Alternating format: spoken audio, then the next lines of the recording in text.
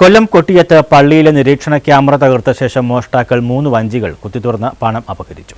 ദേശീയപാതയ്ക്കരികിലുള്ള തട്ടാമല മുസ്ലിം ജമാഅത്ത് പള്ളിയിലാണ് മോഷണം നടന്നത്. പള്ളിയിലെ മഖാമുകളുടെ പരിസരത്തും മഖാമിന്റെ ഗേറ്റിന് സമീപത്തും വെച്ചിരുന്ന 3 ഇരുമ്പ് വഞ്ചികളുടെ പൂട്ട് തകർത്താണ് പണം മോഷ്ടിച്ചത്. ഏകദേശം 15,000 രൂപയോളം മോഷണം പോയതായാണ് കരുതുന്നത്. ചൊവ്വാഴ്ച പുലർച്ചെ 1:45-നാണ് മോഷണം നടന്നത്.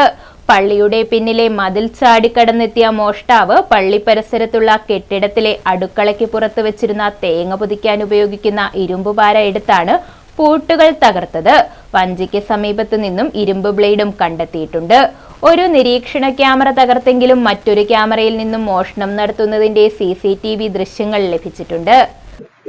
മെനഞ്ഞാന്ന് രാത്രി 1:45 മണിക്കാണ് ഈ സംഭവം ഇവിടെ നടക്കുന്നത്. CT ക്യാമറ നമ്മൾ പരിശോധിച്ചപ്പോഴാണ് മനസ്സിലായത് 1:45-നാണ് ഇത് പൊട്ടിച്ച് കള്ളം കൊണ്ടുപോയെന്ന് അറിയുന്നത്. പക്ഷെ അറിഞ്ഞത് നമ്മൾ രാവിലെ ഇവിടെ സിയാറത്തിന് വന്ന ആൾക്കാർ പറയുമ്പോഴാണ്, രാവിലെ 6 മണിക്കാണ് നമ്മൾ വിവരം അറിയുന്നത്.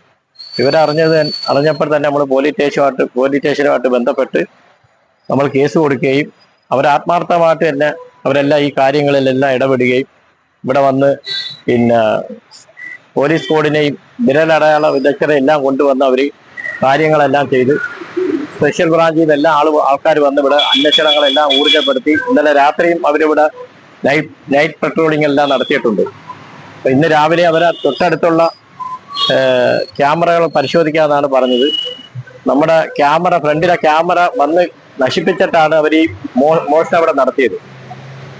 ഈ നിർമ്മാണവുമായിട്ട് ബന്ധപ്പെട്ട് നമ്മളവിടെ വരുന്ന ആൾക്കാർ ഇച്ചിരി പൈസ ഇടുന്ന സമയത്താണ് ഇത് സംഭവിച്ചിരിക്കുന്നത്. കാര്യം നമ്മൾ വെള്ളിയാഴ്ച പൊട്ടിച്ച ശേഷം ഒരു 4 ദിവസം ആയെങ്കിലും ഏതാണ്ട് ഒരു 10-15,000 രൂപയോളം അതിനകത്ത് കാണുമെന്നാണ് നമ്മളെ ഉദ്ദേശം.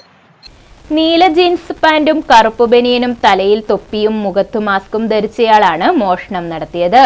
ജമാഅത്ത് പരിപാലന സമിതിയുടെ പരാതിയിന്മേൽ പ്രസിഡന്റിന്റെ മൊഴി ഇരവിപുരം പോലീസ് രേഖപ്പെടുത്തിയ ശേഷം കേസെടുത്ത് അന്വേഷണം ആരംഭിച്ചിട്ടുണ്ട്.